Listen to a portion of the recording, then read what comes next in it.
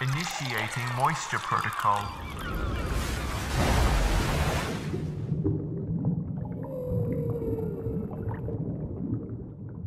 Hello there. I just woke up. Welcome to the early morning moist meter brought to you by early mornings. Today, I'd like to talk about a movie I saw last night, as is tradition on the moist meter. It's called Annihilation. It's a brand new movie. I went into this movie knowing absolutely nothing about it. I hadn't even seen a single trailer. I just knew it was going to be a pretty popular movie, and I couldn't be more incredibly surprised by how good it turned out. I didn't know it was by the same guy who directed Ex Machina, which I fucking loved. I didn't know it was based on books. You could have told me it was based on fucking Serial. I wouldn't have cared. And I think the knowing absolutely nothing about this really helped me enjoy the movie overall, because I know a lot of people were disappointed by how far it deviated from the book, but since I didn't read the book, I didn't have that letdown. I might actually read the book now because this movie was so fucking good, and I haven't read a book cover to cover since The Outsiders in 6th grade, but who knows? Maybe this is the movie that gets me into reading and jerking off to adult novels now. But anyway, it was just jaw-dropping. Am I even on fucking Earth anymore? It made me think maybe the cashier had replaced my popcorn with shrooms that looked like popcorn. It was so loud and it fits. I'm not talking about the very end. In fact, I think the very end of the movie was actually a bit weak, which is a shame. And a couple of the characters were just totally not good at all. It involves sex scenes that were for some reason spliced at random points in this movie. I know why they're there, and I'll get to that in just a second. I'm not going to spoil it or anything, but anyway, those are really my only big complaints about the movie. I think this movie is a must-see for people who like sci-fi movies or movies that will challenge you to think. I'm giving this movie a 90% on the absolutely remarkable movie. One I didn't expect at all, and I'm super pleased with how it turned out. Really, really good. I would highly encourage pretty much anyone out there to watch this movie. It's more than just a sci-fi movie and a thought-provoking movie. There's some action here with guns pumping out lead, bullets flying, nutsacks exploding. There's quite a bit of gore in this movie. People's fucking necks and mouths getting ripped out by incredible-looking creatures. That's a fucking bear that looks like it'd been genetically altered by Frankenstein. There's some beautiful environments that I've never seen in any other movie like this. Beautiful creature design as well. You know, one second you have this horrifying looking crocodile, alligator thing, shark, and the next minute you find some Pokemon in the forest. It's just great. I really can't recommend this movie enough. It's a fucking great movie. That's it. See ya. Initiating moisture.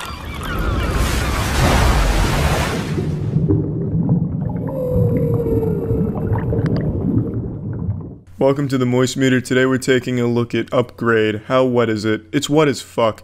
These are the type of movies we need more of. Right now, all Hollywood is exclusively huge budget, block-busting, nut-busting, ass-blasting, $100 million+ movies, and that's it. If you don't spend at least $100 million on your movie, it's going straight to VHS. It's direct-to-video because they don't give a fuck about it anymore. And it's a sad thing because movies like this are what make going to a movie theater so great. This movie had less than $5 million budget, and it made a damn near masterpiece.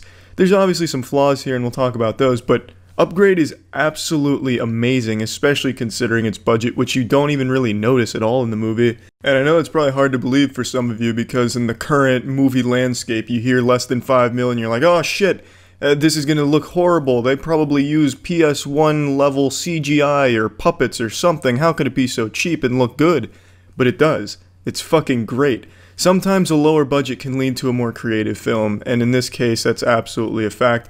And I hope this isn't the last we see from the Upgrade universe, but let's get to my favorite part about Upgrade, which is the action scenes. So, the story revolves around a man who gets paralyzed in a seemingly random act of violence, and his wife also gets killed. He's then paid a visit by an incredibly powerful man who has a piece of technology that can give him the use of his arms and legs back called STEM. So he goes through with it, gets implanted with STEM, and it turns out it has a mind of its own as well. But they work together to try and catch and kill the guys that killed his wife. And the dynamic between STEM and Gray is just so good, and it's really entertaining. There's some good jokes in here and some real stinky shit jokes, but for the most part the humor between them lands and it's very enjoyable, even when it's not being a comedic exchange like a buddy cop movie, except where one of the buddies is perpetually inside the other buddy. It's good. Every exchange between them is enjoyable and fun, but the action, when it happens, is so fucking amazing. The first fight scene is perhaps some of the most entertaining and creative combat I've ever seen in a movie. He gives full control of his body to Stim. Stim, being a super advanced robot, knows all the kung fu and shit in the world, so he just starts brutalizing one of the men that led to Greg's life being destroyed. And it's just so fun because it really feels like there's two actors playing the scene, with the way Logan Marshall Green, who plays the main character Gray, reacts to Stim just destroying this fucking man, just spanking his bottom. He's breaking plates on his head, and you can see in Gray's face he's disgusted, he's surprised, and it's really, really enjoyable. He's like, just please stay down, I don't want to have to keep urethral swabbing you here. And that's pretty much how all the fights go, and it's really enjoyable. It never gets old, the first fight being the best, but it's always Gray gives control of Stim just fucking annihilates whoever he's attacking, and it leads to a very brutal and gory death. Now, the story it's simple enough, with a few twists towards the end, but I don't have any complaints about it. There's some shitty dialogue, though, I will 100% say. A lot of the dialogue is kind of yikes, but the story that holds it all together and gives us this really creative world is sound, it makes sense, and it's a very fun revenge movie with some twists. Another thing I was extremely impressed with is the world they were able to build here. It wasn't just, we're sticking with this one character and we're just going to have really generic scenes and settings and all that shit. They created an entire interesting world off of a small budget, a world that I think is more interesting than most of the huge budget sci-fi movies we see these days. It's a world where people are getting bio-augmentations, bioengineered to be more than human, and it leads to some really cool shit. And the whole world is just kind of this hybrid of modern day with some conveniences of new technology. It's not just like this whole out of the realm of reality type world where it's just complete fantasy, like the aliens fucking invaded and made a whole world for us. This is something that really seems like it could happen within the next 20 or so years, and it's just so fucking cool what they were able to do with this world building. I loved it. I absolutely loved it, and I really hope we do see more from it. Let's go ahead and pop this bitch into the moist meter. I'm giving this the highest score I've ever given. I'm giving this a 95%. This movie is absolutely spectacular, and it really deserves to do well in the box office because we don't see movies like this anymore. This feels like an old grindhouse movie, and it's really well made, and it's a really good grindhouse movie. I have almost nothing but compliments for this movie. I went in not knowing too much about it because I'd only heard one thing about it, and it was a good review. That was all I was exposed to for Upgrade, and it blew me away. I saw it with Andrew, and during the first fight scene, we both said to each other, holy shit, because it was so surprising and so refreshing, creative, and fun. Whole movie is just an enjoyable experience and definitely 100% worth seeing. That's it. See ya. Initiating moisture.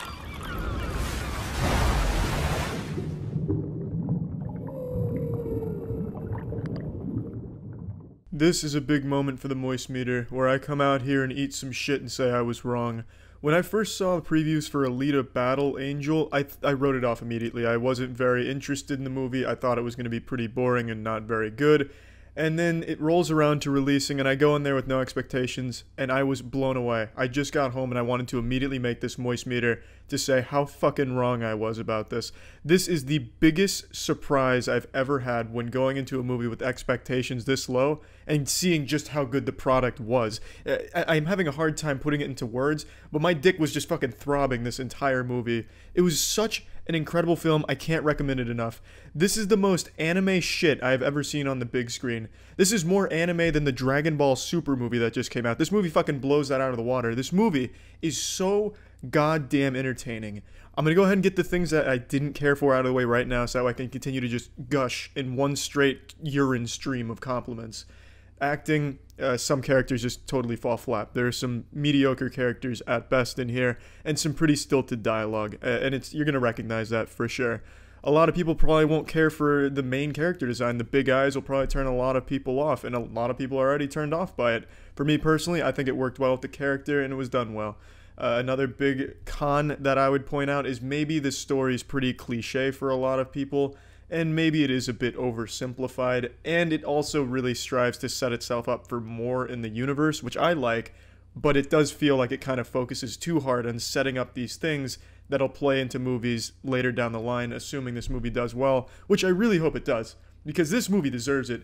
This is the most visually beautiful movie, well, tied for the most visually beautiful movie I've ever seen, tied with Blade Runner 2049. That is great company to be in. I just hope it does better financially than Blade Runner 2049. But one more con about this movie until I get into all the pros. The main villain, I think, is a little weak, and it's probably just because they didn't really explore him that well, and it seems like his motivation is just the most comically ridiculous cartoon supervillain. I am evil because I want to be evil. That's about as deep as they got into his motives for everything that he does and everything that happens here, so that's pretty fucking weak in my opinion. But now to the pros, which are, there's many. This, like I said, is genuinely beautiful to look at, but the action and the way it's presented is like nothing I've ever seen before.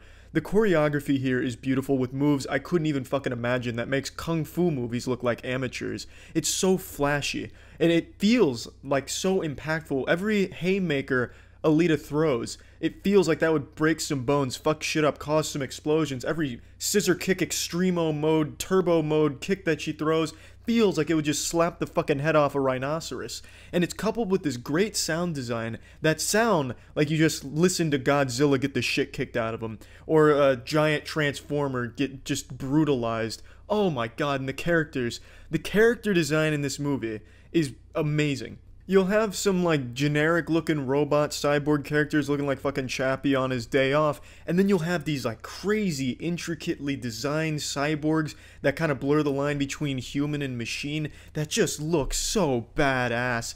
Just so incredibly fucking cool. If you've seen Red Line, which is that poster I have behind me, it looks like some of the characters look like Machine Head from that movie, which is a very big positive because I think that's great character design. Every character in this movie that isn't just like a normal human looks fantastic and is so fucking cool with these great weapons. There's a like fucking extendo go-go gadget claws that shoot out and just eviscerate opponents, and they have this incredibly fun sport, and that's something that I want to talk about. This shit is so like early 90s Extreme Zone that the movie has this like brutal sport that is played for entertainment that used to be a common thing with, like, you know, Spy Kids goes extreme in the video game world. They have this sport called Motorball, which is a death match where you have a ball that you score in a hoop and you try and kill your opponent before they score the ball in the hoop. And that, every single time that was on, was so fucking cool. And they have these beautiful fucking weapons. This movie, I could gush about this shit for so long. I've never left the movie theater as excited as I was about this one, because like I said, it sets up a sequel, and I really hope to see more from it. But man, it was so fucking good. It was really good, really good. I can't recommend it enough. I could go on and on and on, but the biggest takeaway is that it is a genuinely beautiful movie to look at. It seems like the budget was massive. I read that at one point it was like $200 million, but it got stuck in a development hell. So I don't know what the budget actually was, but it seems like it was a huge budget movie, and I really, really hope that it turns a profit because it deserves it. Absolutely stunning. And whoever choreographed the action and whoever fucking framed the action and came up with the way they present it needs to win a fucking award, because I've never seen it executed so well as it was in this movie. I felt like I was genuinely watching some incredibly over-the-top action that I could keep up with without shaky cam or all of these cuts. It wasn't completely cut every single time something was happening. It was just smooth shots. You got to process everything, take it all in. So fucking fun. Plugging Moist Meter for Alita Battle Angel, giving this shit a nice 90. That's a lot higher than most of the limp dick critics are giving it. They're shitting on it for cliches, and, you know, there are definitely flaws, and I talked about them a little bit, but yeah, it's a flawed movie in certain aspects, but I've never seen a movie like this that was as fun as this movie was. Also, the relationship between the main character and the love interest I thought was pretty decent. It wasn't like super developed, but it was cute. It was wholesome. So there's even little wholesome moments of filler in between some fucking neck-breaking, dick-popping action. Absolutely great movie. I cannot recommend this one enough. That's it. See ya. Initiating moisture.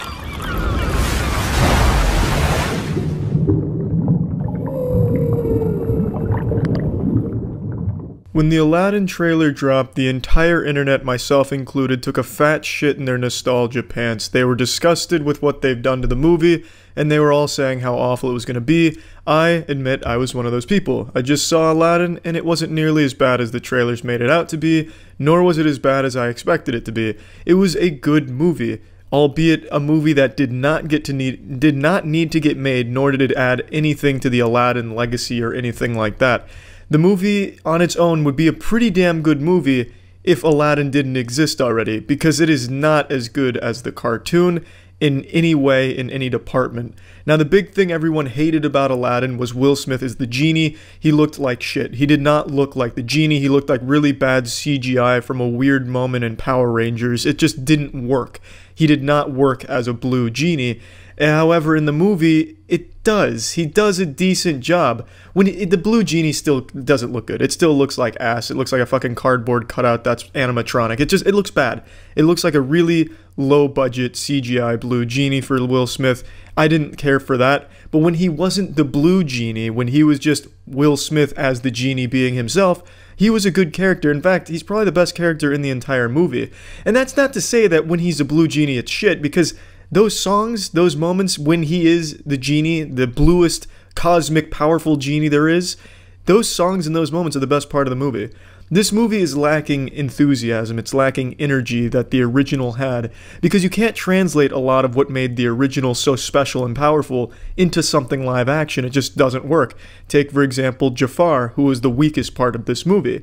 In the original Aladdin, he is outstanding, and everything about him is cool, scary, intimidating. He's a great character. In this movie, he's a joke.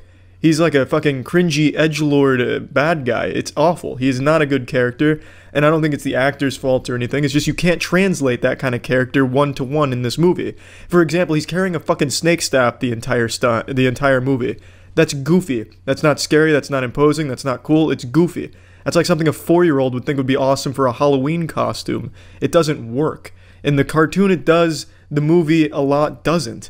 You can't have that kind of energy for the musicals, like, for example, The Prince of Ababwa. You can't have that kind of incredible musical performance like in the original in this live action. For example, when they say, strong as 10 regular men, it's just Will Smith saying that line. However, in the original cartoon, you got like fucking 10 men flexing and shit, and it's really cool to look at, and it's a really quick moment, and it's really nice. Everything in the original is just done much better than this live action. It was never going to live up to that. Now, Will Smith doesn't even come close to Robin Williams. He never had a chance. There was never any possibility where that came to unfold. However, he does a good job, and like I said, he's my favorite character and probably just all around the best character in the movie. When it's not Will Smith in the scene is boring. The scene has really weak dialogue with almost no energy. It's delivered by like a high school thespian group. It just doesn't go over well. It's not because the actors aren't talented. Whoever plays Jasmine, Naomi Scott, she does a great job. It's just the writing and the characters you can't take from Aladdin, the cartoon, to Aladdin with real people. It just doesn't work. It doesn't feel right. And I feel like the director just didn't understand how to keep that enthusiasm and energy.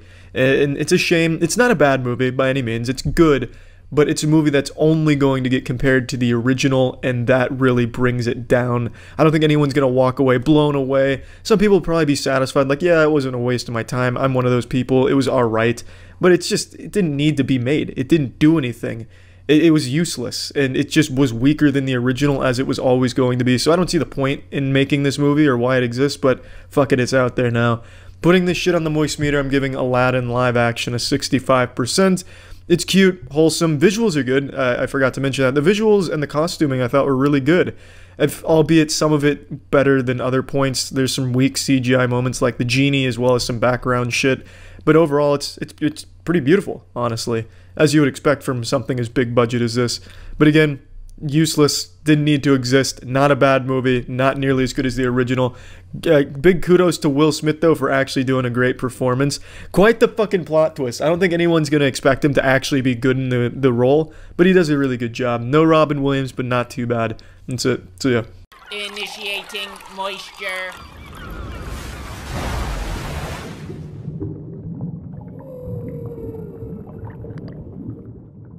Welcome to the Moist Meter. Today we're looking at Brightburn. That's the evil Superman movie. I fucking love that concept. An evil Superman movie that's R-rated and ultra-violent and gory. And this movie really delivers on that front. This movie does not pull any punches. It's about child Superman becoming evil and just murdering anyone at all. Just becoming this cartoonishly evil character using his incredible godlike powers to just annihilate human beings. And when I say annihilate, I mean that in the most literal definition of that word. This kid does not hold back. There's a fucking scene where he causes a man to explode as if he just swallowed 10 drums of gasoline and then stuck a match up his asshole. It's just this huge, bloody, gory explosion, skin, guts, intestines flying all over the place. And there's just so many of these, like, unnerving, gory moments. Gore, I think, is sometimes just overused as a crutch for a horror movie where it's just supposed to be like the shock. You know, there's always like the eye scene, and this is guilty of that trope as well. But in this movie, there actually is some unique plays with gore and showing you really gross things. And I didn't expect that because the lead is a kid. It's child Superman, but evil child Superman. His costume makes him look like Quail Man from Doug. It's a goofy costume, but it works pretty well. My biggest complaint about the movie is that the horror aspects of it don't really work. Its jump scares are predictable, not effective, and it doesn't build tension very well. The movie's at its best when it's just showing this kid toying with his victims and then killing them. The story isn't that great either. There's not a whole lot of depth to any of the characters except for the parents. The parents do a great job. I think they were strong characters, but the kid has really no development or anything at all. He's just a very two-dimensional character. One second he's a normal kid who, you know, just standard human being, and the next second he's an evil superpowered guy because he had a dream where he was super powerful and now he wants to take over the world. And there's really no development, there's no conflict, there's never a battle within himself like, hey, I used to be a kid that loved his parents, now I'm evil, maybe I should think about this. There's never any of that until the end of the movie. He has a moment of self-reflection, but it's kind of shitty and ham-fisted because throughout the entire movie, they showed none of that. He didn't do anything that even resembled doing something good. It was all just the most evil path he could have taken. So I think it was a little silly to try and all of a sudden at the end reel it back and make it seem like, hey, he's still just a kid trying to figure himself out. No, you've established he is just straight evil in all possible ways. You made that really fucking clear when he started murdering people who gave him a Jolly Rancher flavor he didn't care for. The kid just kills anyone and everyone for no reason at all. There's like a fucking phase montage of him just causing devastation across the world for no reason. Collapsing entire shopping centers because they were sold out of Yu-Gi-Oh packs. He just kills everyone and anyone. There was never a moment throughout this movie where he struggled with what's good and what's evil. He committed to just being evil. So I thought it was silly that at the end they'd try and make it like, oh, maybe he's good. Because it just didn't work at all. And that's not a huge complaint because I don't think this movie really relies so much on its story or its narrative. It relies on its concept and its execution and showing you just how devastating it could be if Superman was a bad guy. And I think it's a really fun thing they explored, and I'm excited to see more from Brightburn universe. If there is more, it'd be really nice. So let's plug this shit into the Moist Meter. I'm giving Brightburn a 70%. I wish the narrative was better. I wish it told a better story. However, I think it did just enough. It gave you the premise and it showed you a lot of cool shit about him becoming the ultimate evil. And it was really a refreshing spin on superheroes. It was a really disturbing look at it, and I really appreciated the risk they took. And I enjoyed it for the most part. I really think they missed the mark with their horror elements. It was just really generic in that regard, but everything else it did well. A lot of things will definitely catch people off guard in terms of its gore and how the kid does his shit. It's just a very interesting movie that was executed well. I have a lot of respect for this. It was a good movie. That's it. So yeah. Initiating moisture.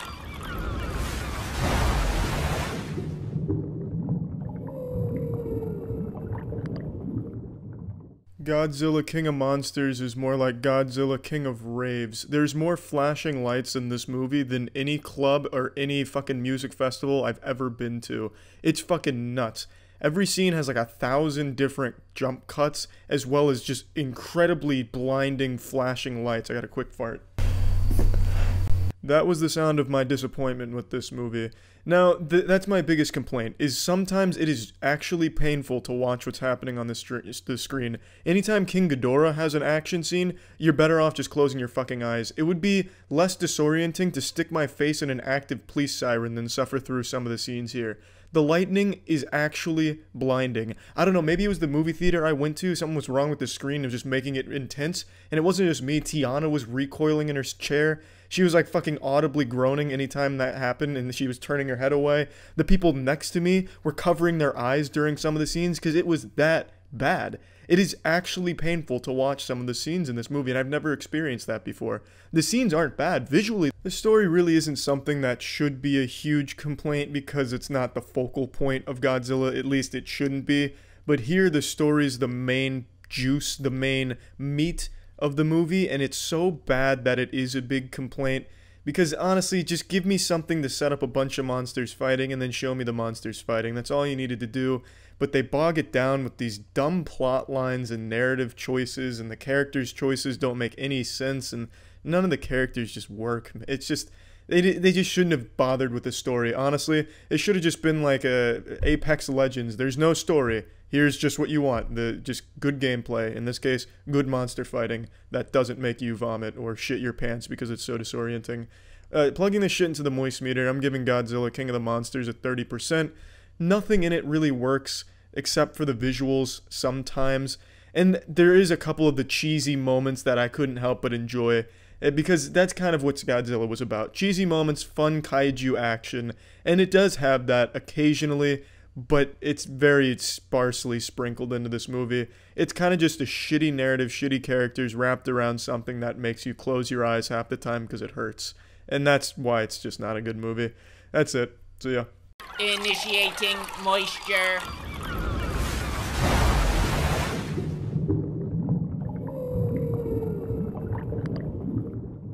I wasn't expecting much from Crawl, and the interest in this movie is about as low as it can get. There's more interest in getting a fucking ingrown toenail than there is going to see this movie, and that's actually a shame because the movie's pretty damn good. I was really surprised. So the movie's about a girl who goes to get her father during a Category 5 hurricane because she's worried about him. Turns out he's being hunted by alligators in his home. It takes place in Florida, as you would expect with alligators, and it uses our biggest and best feature, the alligator. Finally, it's about time that our superstar gets his time in the limelight. The alligator is what Florida's known for, albeit I think it's kind of blown out of proportion. I personally don't see a whole lot of alligators. I don't battle them. I don't fist fight them going to the store or anything. But I couldn't help but pump my fist in celebration seeing them on the big screen. And I'm really happy to say that the movie is pretty good. I didn't expect anything. Again, I really thought this was just going to be a stinker that I'd forget. But I liked it. It does everything that it wanted to do. It does it well. It does jump scares, but it's not a horror movie. It's more of just like a monster movie, a monster escape movie, survival. And it's really well done. It's a very short movie. Hurricane looks believable. The violent scenes are pretty brutal. Just the whole movie is a really effective package. A couple of complaints I do have, though. I think the dialogue's ass. The dialogue's super cheesy. I also didn't think any character except for the main girl was well acted. It seemed like the dad was like this unbroken Terminator who just didn't feel pain. His nerve endings were seared off and just couldn't feel anything because he was getting the shit gnawed out of him like he got bit 1,000 times by alligators. He was a fucking pincushion for their teeth. And he didn't really like, he screamed a little bit, but then he like forgot about it. He's like, oh yeah, that's right. I don't feel it anymore. It's just all of a sudden he was this like super tough guy. And I guess adrenaline and all that, but I never really got the feeling that that was even a human being. It was more of just like a machine pretending to be human sometimes when it got bit. Still a good character. That's not like a big deal. He was a cool character. But, you know, as far as acting like you're getting attacked by alligators goes, his performance was kind of weak, or he's just saying like, ooh, is overhead, so the girl breaks a flare and waves it in front of her window, but the window's got water. But overall, they didn't make the stupidest choices. There's a couple of plot holes, and I feel like there was a couple of ways they could have escaped much earlier on in the movie that they just didn't bother even trying. But that's just, you know, you gotta suspend your disbelief for something like this in that regard. Overall, though, I was really invested in the characters. I didn't think they were the strongest characters, but it was enough to make me root for them and make me want to see them get that fat victory royale against the alligators. It's just a good movie. I wasn't expecting to care about it. I thought it was going to be a shit show, but I enjoyed it. Did a great job at everything it wanted to do. Executed well. Plugging this shit into the moist meter, I'm giving Crawl a nice 70%. Things it could have done better, but for the short experience you get, it's a very concentrated one that's fun. and I like that. I appreciate that. It didn't strive to be anything above its genre. It knew exactly what it was and what it wanted to be, and it did it really well. That's about it. So yeah. Initiating moisture.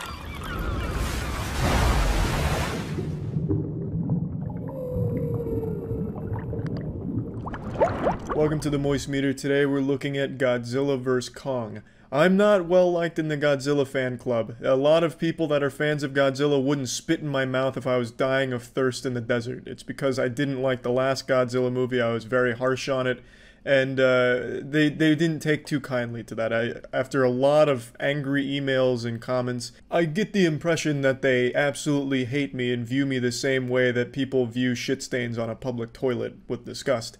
But maybe I can win over their good graces this time, because Godzilla vs. Kong fucking slaps.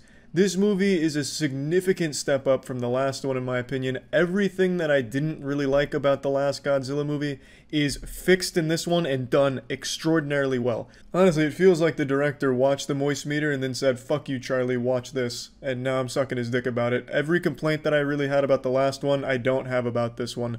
The only lingering complaint that I, and probably everyone that watches this movie, will have is the human plotline. Again, Godzilla fans lose their fucking mind if you even mention humans in their movies, but when at least half of the movie, or sometimes over half of the movie, follows humans, you have to at least talk about it. The human plotline isn't very good. At least one part of it.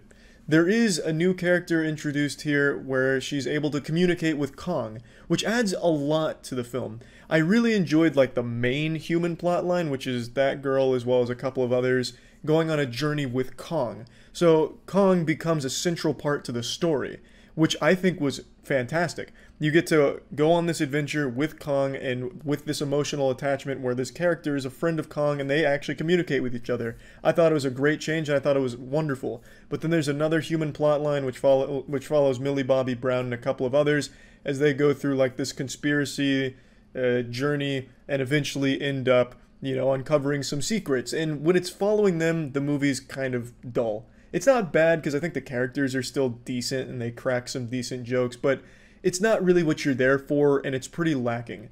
And now that I've talked about humans, we can talk about what actually matters in the movie, which is the fucking monsters, the titans. Kong vs. Godzilla, I think, delivers the best action of any kaiju film I've seen.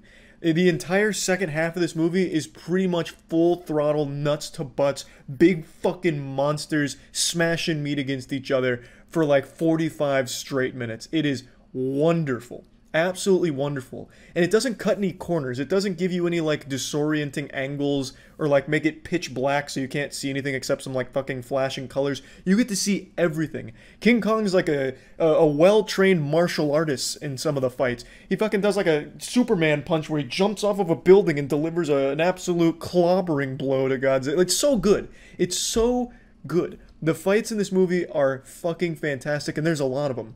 And I am, jubilation is the best word to describe it. This is exactly what I wanted from a giant monster movie. And I got it. I got more than I expected. And the movie is paced so well, so you're never spending too much time with the humans that you really don't give a fuck about. You're constantly going from like, okay, here's some humans and this is what they're trying to do. Okay, now that you have that, let's get to the fun shit. And then you get into the fun shit, which is great. Like, the movie really seems to know that people are watching it for the Titans, instead of like some kind of, you know, pretentious human plot line about, you know, the power of humanity to rise up above any challenge or whatever message they try to deliver. They don't do that. They give you the bare bones motivations for characters, minimal development, and then just let you have that and then go right into the fun shit. Like I said, the only real human character that most people I feel are going to care about is the girl that's able to communicate with Kong, because that bridges the gap between the humans and the Titans, and it's touching. It's well done. But other than that, you just want to get away from the humans and more into the Titan stuff. And it's not just Kong fighting Godzilla. There's other appearances of other monsters, so you get to see other, you know, fucking guts and shit flying all over the place with them battling other creatures. So, I mean, there's just so much to like about the movie. If you're going into it expecting something like big and profound about, you know, humanity's ability to adapt to a new predator or whatever, you're watching this movie for the wrong reasons. You should go in here with the expectation of, I'm gonna watch two fucking giant monsters fight. and you are going to be extremely satisfied. It is really impressive. Visually, the movie is beautiful. There's no, like, jankiness to it. The fights are super fluid, and they never, like, stop. It's not like there's one punch thrown by Kong and one slap thrown by Godzilla, and then all of a sudden they separate and they stay like that for 30, 40 seconds or anything like that. It's just constant fighting. Like, there's never any downtime when there's a fight, which I really appreciated. They didn't take any easy way outs, no shortcuts. You just get some high-octane giant monster fighting. I'm super happy with how the movie turned out. I was going in there with pretty low expectations since I didn't really like the last one, but I'm beyond pleased. Pleasantly surprised with how good it was. Plugging Godzilla vs. Kong into the Moist meter, I'm giving it an 85%. I hope at some point, maybe when they have the human plotline, they can make all of it good as opposed to just a few things. But I think they're taking steps in the right direction. I didn't think anything the humans did in the last movie was good. Here, at least, there's definitely improvements there. And that's the only thing it's lacking on. It is nailing everything else about, Titan combat. It is absolutely fucking crushing it in that department. But since at least half of the movie is following humans, you need to at least make sure that that's brought up a little bit more to be able to be, something even more incredible. But as it is, I think the movie's really good, it's really fun, and I think that's all it wanted to be, was just a fucking fun movie, and it nails it. If you're using the internet without a VPN, you're using the internet wrong. VPNs are a necessity these days, so I'm going to recommend Surfshark, as I have over the last few months. Surfshark is a wonderful VPN, and there's just no reason to just be sharing your data with everyone so willy-nilly. VPNs help keep your data private. Surfshark VPN comes with a beautiful set of robust tools to choose from, such as Whitelister, which allows specific apps and websites to bypass the VPN, which helps with mobile banking. There's also a kill switch, which is like a safety net in case the VPN connection drops. Your activities and sensitive data never get exposed. It private DNS and leak protection, so it allows you to keep everything private, so that way, again, you're not sharing all of your stuff. You can hide your IP. There's just so much that Surfshark offers. It's a fantastic VPN. So if you're interested in trying Surfshark, you can go to the link in the description below to get 83% off a 2-year plan with 3 extra months for free. Or you can go to surfshark.deal/penguin and use code penguin to get 83% off a 2-year plan with 3 extra months for free. So definitely give it a try if you're interested. And again, VPNs are super important. So yeah, that's about it. So yeah. Moist Meter was brought to you by Amazon Music. Sign up for free below using our referral code. Initiating moisture.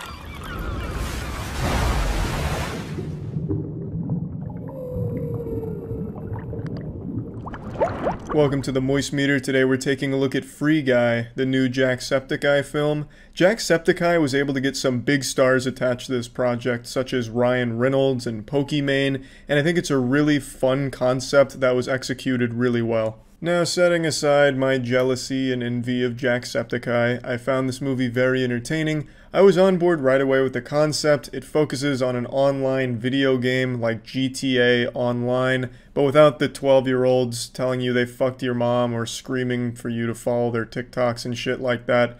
It's this GTA-style game, fucking chaos, pandemonium, death, guns, titties, all, going wild out there.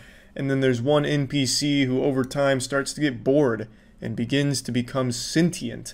And then he becomes this badass on the game and then a badass in the real world because people are taking notice. And then it starts to get into some real world repercussions and some things that happen outside of the game. And all of them I think are explored really well. And I think the main thing that you need to accept going into this movie is there's going to be moments that'll make you feel a little weird. There's those classic gamer-isms in here. I heard the word noob 4 times in this movie, and that's the first time I heard the word noob since 2009. So that was both nostalgic and sent me down like a fucking PTSD Winter Soldier episode. So yeah, just make sure you go in there with an open mind and open cheeks and just let it ass blast you with a little bit of fun, out-of-touch gamer shit. You'll have a YouTuber or a streamer, maybe Ninja is even in this movie, don't want to spoil anything, but maybe Ninja says something like, he's poning, he's an NPC and he's poning. Might be in there, not to give anything away. But I think that it doesn't take away from the movie when there's obvious parts where someone who wrote it has never heard of a video game in their life. There's nothing wrong with that, because overall I think they nail the theme and they really capture what they wanted to here. It's just a fun, feel-good movie. Ryan Reynolds, of course, is playing Ryan Reynolds as he has for the last few years, and I love that. I like Ryan Reynolds. It's really hard not to like Ryan Reynolds. I just really enjoy Ryan Reynolds' work. It still puts a big smile on my face, a big goofy grin every time I'm listening to Ryan Reynolds crack some jokes. I think he's just really enjoyable to watch, and that is the case for this movie as well. I would be fucking disappointed if I went to a movie that had Ryan Reynolds' name on it and he wasn't playing himself. If they had him like dressed up in a costume like he's playing Captain Ahab or something with some, actual serious role, I'd be upset. I'd be mad at Ryan. I'd be like, what the fuck is this? You've wasted my time here. You're not Ryan Reynolds, you're Captain Ahab now. I wouldn't like that. So I like that he just keeps playing himself, because I think that's a really fun character to watch on screen. It's great. And it was the case here for sure. I enjoyed most things about this movie. I don't really have any complaints. I think there's a lot of moments in this where it's like, oh, that's doesn't really make a whole lot of sense, but it doesn't need to either in order to get the point across. There's no reason to come in here and start poking holes into the Free Guy condom, because it's not trying to be more than just a fun, feel-good movie, which I think it absolutely nails. But I will say there are a couple parts of this movie where it actually seems like fanfic, like a wet dream that a gamer would have back in 2010. A big plot point is a particular stream. I'm not getting into spoilers, but at one point in this movie, every single human being on the planet is tuning into a stream of this game and something going on in the game. And that was a little wild to me. Like, even the news, every news channel they're flipping through, it's like, in Free City, the video game online, you can see blue shirt guy taking a shit. This is incredible. Like, for some reason, this video game is so popular that everyone in the world is watching it on their phones at all times or playing it themselves. That's not like a complaint or anything. Obviously, it's not going for like a super realistic movie or something, but it was kind of wacky to see. Nothing wrong with that. Anyway, it's a fun movie. I think the humor lands a lot. Not every joke is a gut buster, it's not going to be a side splitter every moment, but I think it does comedy very well here. I think Ryan Reynolds always nails the comedic aspects of his film, and I think the main things that it wanted to do, it accomplished. It's a fun movie. It's engaging. When there is action in the video game world, I think it's done really well. The action's super cool. It blends like modern gameplay stuff with just shooting with like some old school stuff. So you'll see some Easter eggs from beloved games and properties like the portal gun. I'm pretty sure that was in the trailers, so that's not a spoiler. So you'll see things from other games that'll make you point at the screen and go like, I know where that's from. And then they'll use it in a cool way. So it's just a fun movie. No real complaints from me. I don't think it's like a must-see or anything, but I think it is just an enjoyable, fun, adventure, comedy, action movie. Plugging it into the moist meter, I'm giving Free Guy a nice, clean 85%. That's about it. So yeah. Initiating moisture.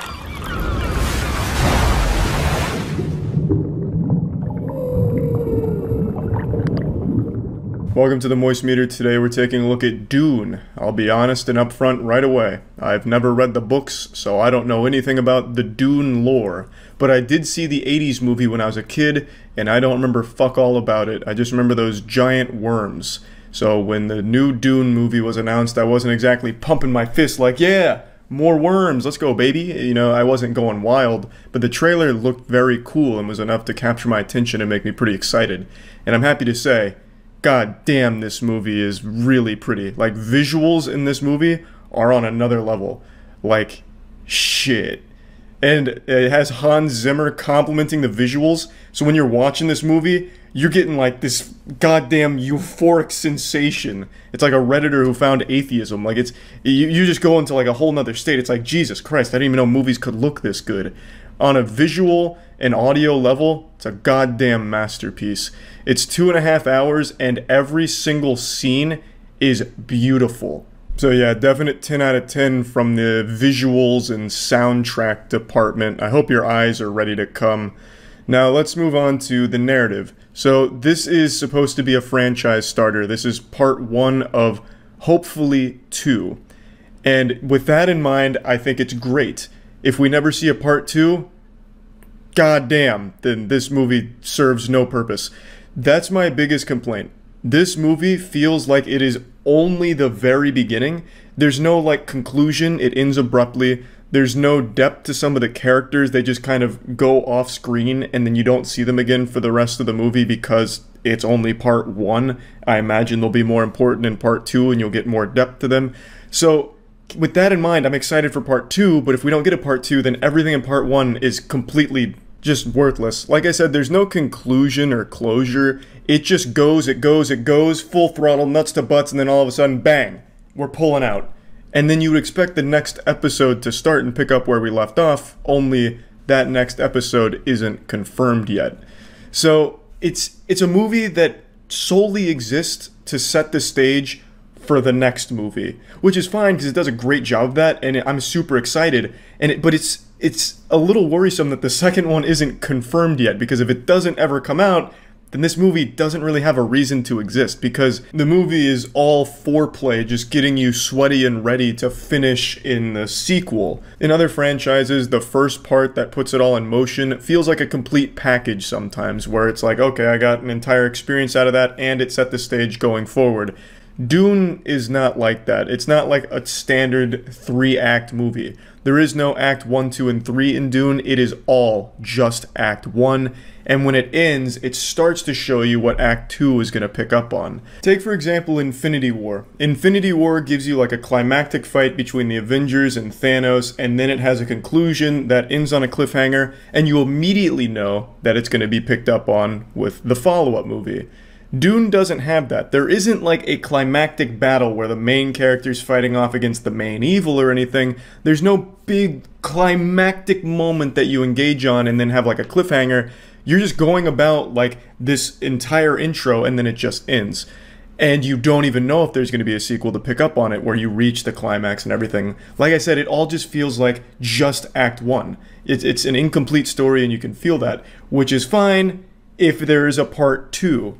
So you don't really get like a full satisfactory experience out of it, but you know that there's more to it, and that's what makes me excited for a sequel, if there is one. But if there isn't, then this movie doesn't really give you a whole lot other than just a visual spectacle, which is fine too, because like I said, it is truly beautiful. I think the narrative is great. They feed you so much information so quickly that it can be confusing sometimes, but it eventually started to piece everything together. I got a little bit lost in the sauce with all the visions that Paul was having, but the actor playing Paul, Timothy, last name, I can't pronounce his last name, but Timothy fucking killed it as Paul. Everyone did a great job in the movie, and I was really invested in the story.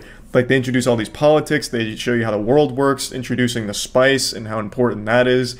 Just a really fucking cool setup, and the way that I feel about this movie is going to be entirely dependent on if there is a second part ever made. Because if there isn't, then I'm probably not going to look back super fondly on this movie other than just the boners that I popped while looking at it because it's so beautiful. And that'll be about it. But if there is an Act 2 and they land it like they did with this one, this is going to be one of the best fucking 2 sci-fi movies I've ever seen, because I fucking loved it. I really did. I just feel like it's a little hard to really say like this is a fucking masterpiece when it just doesn't feel complete, because it's obviously just setting itself up for more. So if the more doesn't come, this all just doesn't work super well. But I really liked it. And just to give you a further example of what I mean, one of the main characters that's advertised in all of the trailers for this film is only in the last 15 minutes of the movie. They're hinted at throughout some visions, but they're only actually in the movie in the last 15 minutes. That's when they're introduced. Obviously, they're going to be more important in the next one, because they're a very important character. But yeah, that's really my only complaint, and it's only a complaint because the second movie isn't confirmed. If the second movie was confirmed, then I'd be wiggling my finger up here like, okay, can't wait for more. But the fact that that's up in the air is a little scary for, like, this movie. Because this movie only works if there is a second one to follow it up. Because this is all just, like, blue balls, and it needs the second one. You know what I mean? But like I said, it's a really enjoyable movie. I had a lot of fun watching it. I would like to point out 2 other things that I thought were very silly. The fucking shields in this movie are worthless. This isn't a spoiler or anything, but the characters have shields, right? Like, all the warriors and everything, they activate a shield, and it's supposed to be, like, good defense. But I swear to God, it's like they're wearing paper. It does nothing. It doesn't stop knives. It doesn't stop, like, it doesn't even stop, like, fucking someone flicking water on them. It doesn't do anything. The shields don't do shit. They'd be better off being naked. It's terrible. I don't even know why I have the shields in the first place. There isn't a single scene in this movie where a shield saves someone. There is one scene, and I had to make note of it, where a shield does help a ship once because it gets hit by debris, and the shield blocks it a little bit, so then the ship only starts spinning. But that is the only time a shield is ever useful here. Every other character, when they're stabbed, it just goes straight through, like butter. It almost makes it easier for them to get stabbed, it seems. So yeah, the shield's silly, and there's a lot of cheese to the movie, at least in a couple of places. Like, the dialogue's really well done, the writing's great, but there's like a couple of cheesy moments where, you know, when they land on Arrakis, a dude with bagpipes just comes out of the ship to introduce the higher-ups. It's like, hey, these guys are really important. Check out the bagpipe guy, the dedicated galactic bagpiper. So he just comes out of the ship ripping on the bagpipes. And it's like, oh, that's a little odd.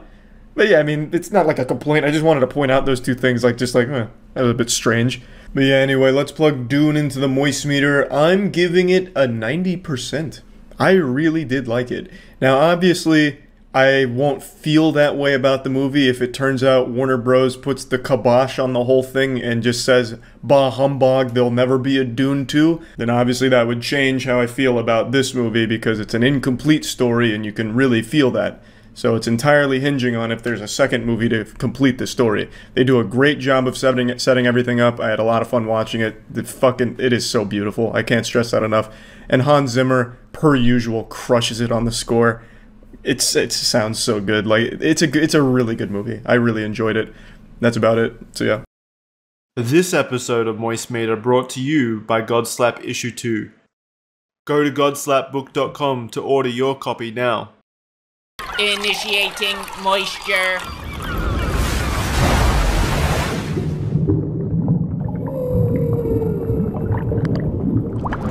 For years now, I've been like Ebenezer Scrooge when it comes to the first Avatar film. I've been a very harsh critic of it. It's the highest grossing film of all time, but I always feel like most people don't remember that much about it. Like, a lot of people probably couldn't even tell you the name of the species on Pandora.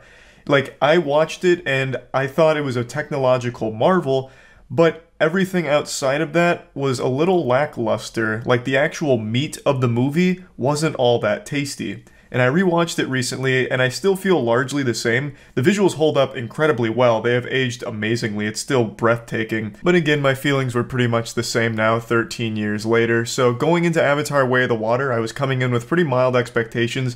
I expected it to be visually great, but nothing groundbreaking, because most movies have reached this plateau when it comes to visual effects. Like, they all just kind of look very good now. I didn't think Way of the Water would be able to somehow break through yet again and make a technological achievement, and I couldn't have been more wrong. Way of the Water blew me away. I came in with lukewarm expectations. It slapped those expectations right out of the park. But particularly when it comes to the visuals, I don't know how, but James Cameron has done it again. This movie is nuts. Like, the visuals are unreal. Somehow he has once again created a technological masterpiece, and I don't really get how he was able to accomplish that. Every scene in this film is gorgeous. Just absolutely gorgeous. I didn't even mind some of the cliche filler shit that they did, where they just like show some pretty stuff where a character's like holding some glowing organism in their hand and spinning it around underwater. Because everything looks so goddamn realistic in the movie, I felt like I was watching a miracle unfold before me. So, I absolutely crushed it in the visual effects, but this time around, I genuinely feel like he delivered a much better overall experience. Now, the plot is once again extremely simple. The first Avatar had a very simple plot: protect the forest. This one has an equally simple plot: protect your family and the sea. So Jake Sully's now got a family. He's got a lot of kids now, and I really thought they were going to drop the ball here and flounder because they have so many characters they've introduced now, because he's got a lot of kids. But somehow they actually do a good job of making you care about their fate, their outcome, where they're going to end up. Since he's already made the statement that this is only the second out of 5 movies coming, you now know that it's setting up for a lot going forward. And when I had first read that James Cameron, being the madman that he is, filmed the second, third, and fourth like all simultaneously, I was really concerned this film was going to be just all filler, like a Naruto filler arc where you watch it but it doesn't deliver anything substantial at all. It's just like setting up for future movies. but I'm happy to say that wasn't the case at all. Of course, everything clearly is setting up for the future, but it does so in a meaningful journey, not one that's just there setting up the pieces. It's not just a film introducing a ton of loose ends to wrap up later. It does a good job of being all self-contained in and of itself. So I really did appreciate that. I'm not going to get into spoilers, so a couple of my complaints I'm not going to be able to talk about directly, but I will say that they introduce a new character. He's in the trailer. His name's Spider. He's a human that's been raised by the Na'vi, and I actually don't think he's a good character at all right now. And not because I think the actor's bad or anything, or I think the concept of the character's bad, is because I feel like they didn't really make his motivations as a character clear. Because Spider, for some reason, goes back and forth on sometimes he's helping the good guys, sometimes he's helping the bad guys, and then sometimes it doesn't really feel like he gives a fuck that much about the situations that are going on around him. Like, it's just, he just keeps flip-flopping, and thus it makes his character a little confusing. I'm sure he's going to have a lot to do with the overall story down the line, but in this one, it was just a little bit of a head-scratcher, like, what does he actually want? What is he actually doing? But aside from him being rather weak, all the other characters they introduce, I actually think they do a good job of fleshing out with the time they're given here. It's a 3-hour movie, but somehow it felt like an hour. Like, it really felt fast. Like, it didn't feel drawn out. Like, I actually felt like, you know, things were happening super quickly towards the end. The last hour of this film is absolutely amazing. The last hour is just non-stop, full-throttle action with, like, really interesting choreography that goes on that just keeps amping up in the insanity and the lunacy of what's happening, and it's beautiful. Like, I love the last hour of this film. But even the 2 hours that precede it, which, you know, of course are going to lead up to that final confrontation, are still interesting. Unlike the first film, like when you go back to the humans with Jake Sully and everyone, like, those moments I felt were boring. In here, with Way of the Water, when you have those slower moments where they're learning to ride and learning to breathe longer underwater, they're not boring. Like, I actually got invested, and things happen in there, like getting attacked by giant fucking sea monsters and shit. Like, there are still things that happen in there that make it interesting and keep you on edge wondering, okay, how is this going to play a role down the line? And all of it just works together pretty well. Not 100% of the time, though. There's definitely a bit of fat that could have been trimmed off of a couple of scenes that dragged on a little too long. Without getting into the weeds of it, I won't go into spoilers, but there are definitely moments where it's like, this is overstayed its welcome a little bit. I think we can move on to the next thing. And another thing that kind of stood out to me that I wasn't too big of a fan of is Jake Sully as a character had a bit of a shift in this film compared to the first one, in both a positive and negative way, but overall I feel like some of the decisions he makes were fucking stupid. Like, really dumb. And it's hard to get into those specifically without spoiling, but I will say he's a lot more cowardly in this film. Now, of course, that could be because now he has a family, so he has something to lose. He's not just, like, a loner or anything like that. But, like, he is completely controlled by fear for a large part of this movie, which leads to him being, like, a super hard ass with his kids pretty often, even in times where it doesn't make sense to be, like, an asshole. Like, he's very strict, especially with one of his sons, but in a way that sometimes just doesn't really make sense. Like, he's just being a dick for no reason. So there were just a couple of eyebrow-raising moments for me when it came to Jake's character and the way he interacted with his family from time to time, as well as some of his decisions, but it wasn't, like, bad, and I think by the end of the film he's in a really, like, strong spot as a character, but yeah, there was some bumps along that road. Overall, though, I really did enjoy this a lot, and especially the soundtrack. Of course, the soundtrack I expected to be pretty good, and it was stellar here. Obviously. Another mention I'd like to make here, in Way of Water, Neytiri doesn't have nearly as big a role as she did in the first film, which of course you couldn't expect her to with how many characters have now entered the fold, but she got sidelined, like, pretty hard in this one. At least until the end. The end, she is fucking amazing. Like, I can't get into it because it'll absolutely be a spoiler, but up until the end, Neytiri just didn't play a crucial role in the film, I feel. And then all at once at the end, she really shines. Yeah, so plugging Avatar Way of Water into the Moist Meter, I'm gonna give it a pretty nice, clean 80%. I really did enjoy it. A lot of the complaints that I do have are complaints that I can't get into specifically here because I'm not trying to spoil it, and I really do recommend checking it out. Even if you didn't like the first one, I actually think this one has a much better chance of winning you over and selling you on the Avatar universe, because this does everything the first one aimed to do better. I never thought I'd watch a 3-hour film and ask for more immediately after, but I really am extremely excited to see the third one now. And it really did feel like it went by super quick. Like, I still can't even believe that was 3 hours. Because, like, the entire last hour is just an absolute nonstop ride of action, which was great. And he didn't pull any punches. James Cameron went whole hog. Fucking have limbs flying off of people and shit. Like, it went hard. So, I really did enjoy it. I think it was much better than the first one. A couple of hiccups here and there, but overall, I had a great time watching it. That's about it. Godslap is a comic book series we've been working on for a couple years now. It's a hyper-violent, over-the-top sci-fi story about the beauty and destruction that slaps can cause. Issue 2 is out right now. It'd make a wonderful Christmas gift, so make sure to check it out at godslapbook.com.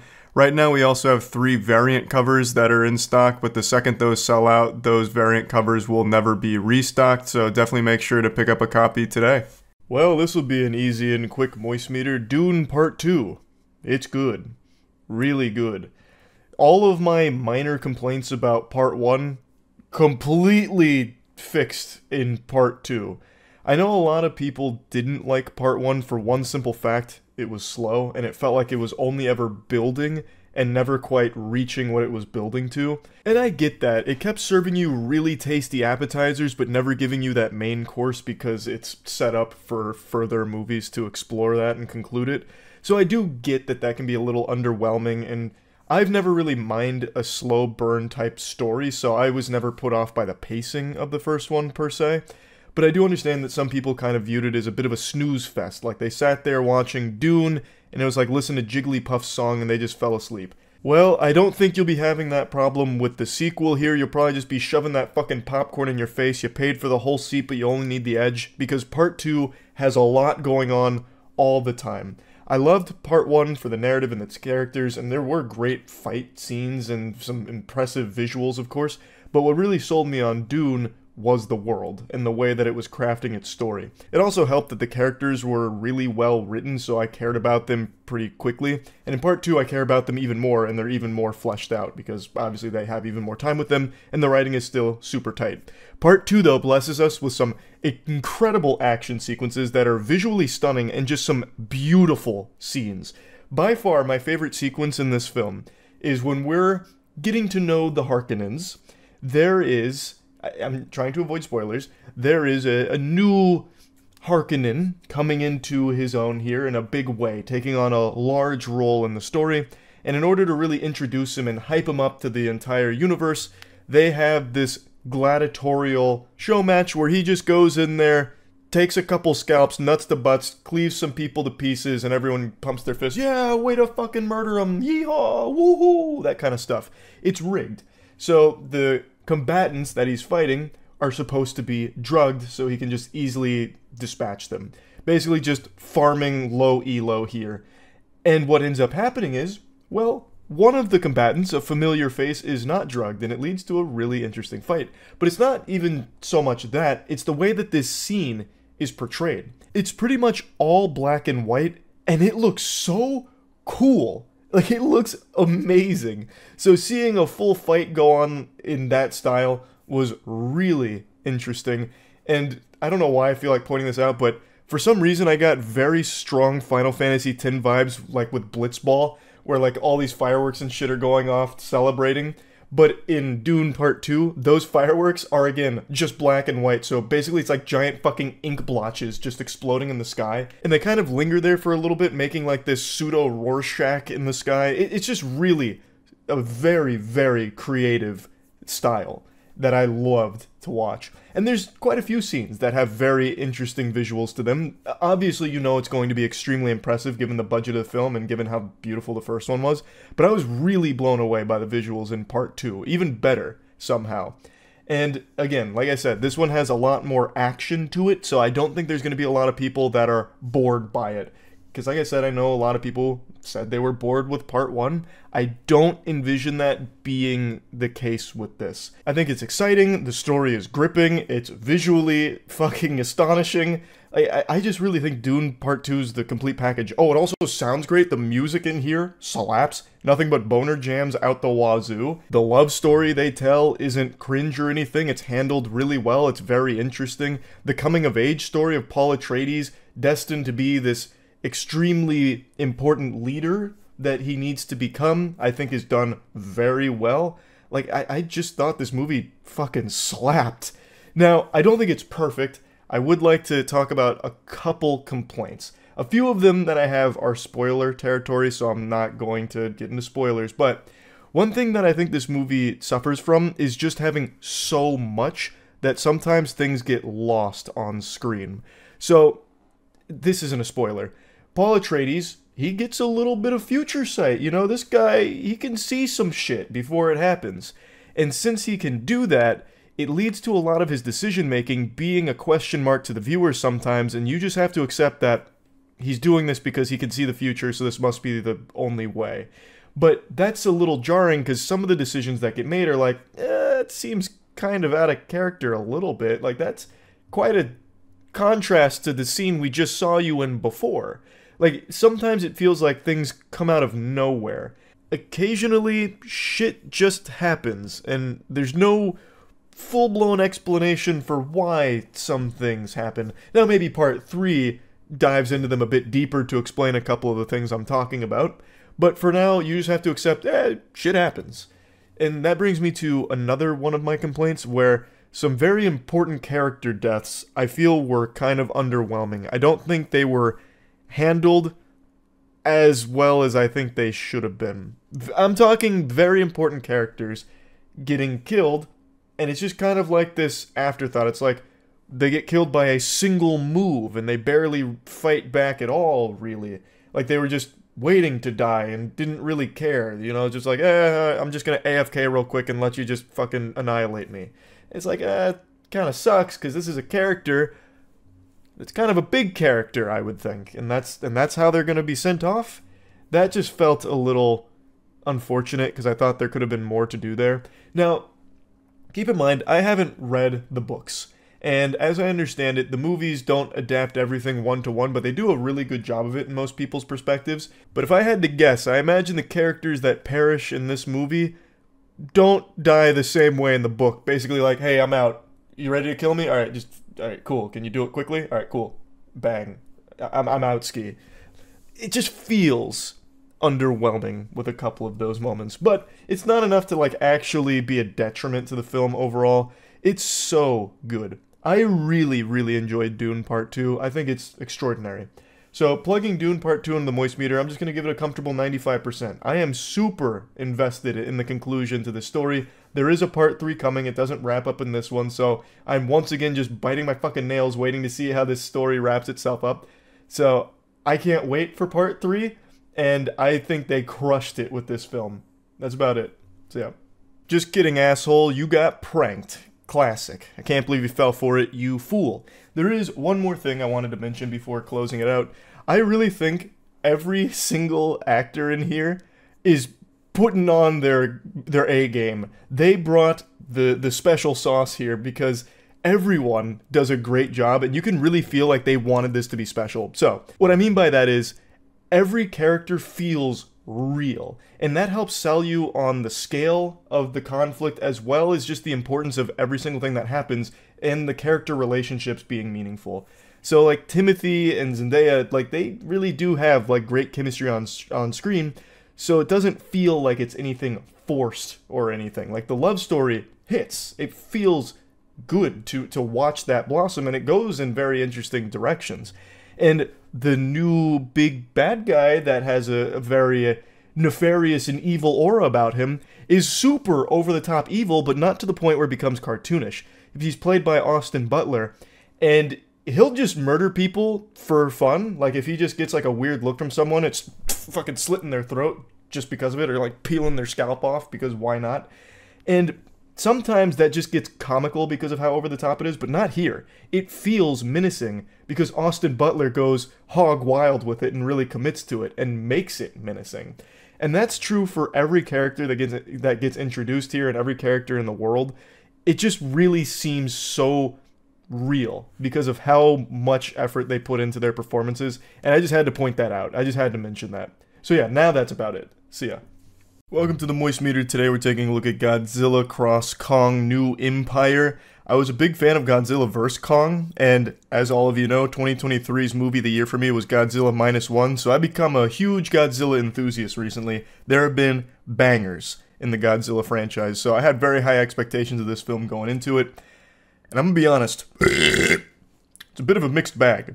I had a lot of fun with the movie, but it's undeniably a step down from Godzilla vs. Kong, at least in my opinion, which makes it undeniable. So, I think the action in here is the best Kong action we've seen. King Kong is by far the star of the show. It's mainly a movie about Kong. Godzilla is more of just a cameo that appears every now and then. He's like a raid boss that pops up occasionally. His screen time is reserved to him just basically one-shotting some other titans. So he's on screen, he just bops one titan, kills him and absorbs some radiation. He's literally One Punch Man as a kaiju. He then bops another titan, Tiamat, absorbs some radiation, then you don't see him again for like 45 minutes. Then he has a huge role to play at the very end, but it's mainly a movie that focuses on Kong. And I don't mind that at all. They did a really good job with King Kong. There's a super impressive like 20-25 minute scene without any dialogue at all, and it's Kong interacting with others in Hollow Earth. Others of his kind, and without a single word being spoken, it's able to convey the entire story of what's happening, with Kong finally realizing he's not alone. It's actually a really, really great scene, but I also like the scene that precedes it, when Kong first realizes there's other great apes like him. He gets ambushed, like a little tiny great ape, a child, a toddler, comes at him, and like bites his finger, and he's like, damn, ouch! And then like he gets jumped by 3 other great apes, so he takes the little toddler and starts using him as like a baseball bat and slapping him around with the little guy, and then he throws the little guy away, like actually just potato sacks him, throws him away like a trash bag, and then ends up befriending and becoming like a pseudo father figure to that little great ape. And that's when he stumbles upon like the entire society of them. And that's when that scene happens that I'm talking about. That's like 20 minutes of showcasing that their leader is pure evil. There's a lot of bad stuff going on there, and you really get a lot of story just through their expressions and what you're seeing without any dialogue. And I thought they did a great job with that. But I want to change gears real quick here and talk about the humans, because unfortunately you have to talk about those cringe meat sacks that appear in these movies. Godzilla -1 is still to date the only kaiju movie I think that does a human storyline super well. This movie has to have the stupidest plot I've seen in quite some time. I don't like to get into spoilers when doing Moist Meters here, so I'm going to do my best to tiptoe around some of this, because I don't want to ruin it, but I have to give you some examples of the absolute fucking lunacy here from plot points. So there's a scene where King Kong gets frostbite, and the humans see this, and it's very emotional. It's like, oh no, that doesn't look good, he's hurt. And then one of them goes, Eureka! I've got it. Doc, do you remember the Powerhouse project that the government cut funding to? And she's like, the Powerhouse? You can't mean... Yes. And they're like, what is a Powerhouse project? It was a project where we were going to make Titans stronger, with augmentations. What do you mean augmentations? I'll show you. And he's like, it's luckily one of the prototypes got shipped out to Hollow Earth before the government pulled the funding. So the prototype is 500 feet away from where King Kong just collapsed.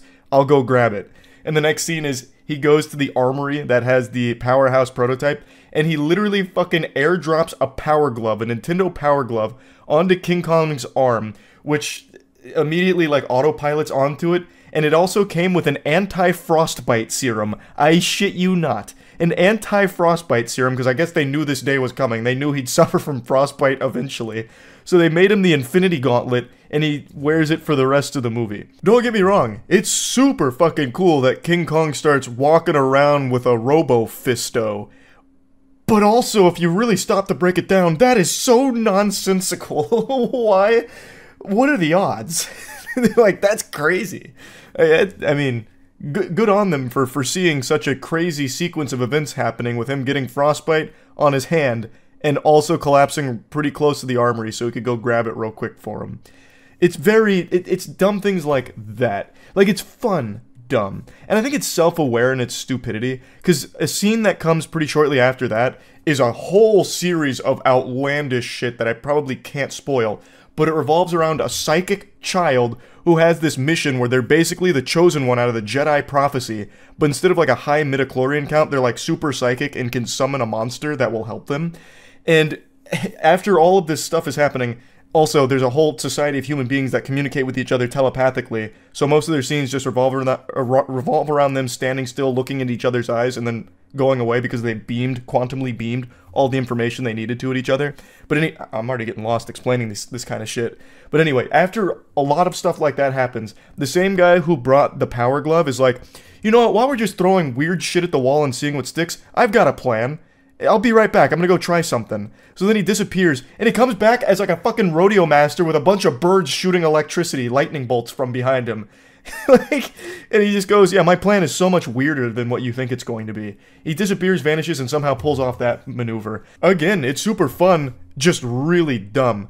I wouldn't be surprised to learn the writers were smoking crack, and for the last 30 minutes just told all of the actors to improvise, and they'll just wing it. That's what it feels like. It felt like they had no idea where they were writing the humans or what the humans' role in here was even supposed to be. So they just did like a Ghost Stories dub where they just came in there and just got really wacky with it. They're just like, fine, fucking throw it in there, why not? It just doesn't really make any sense where the human plot goes.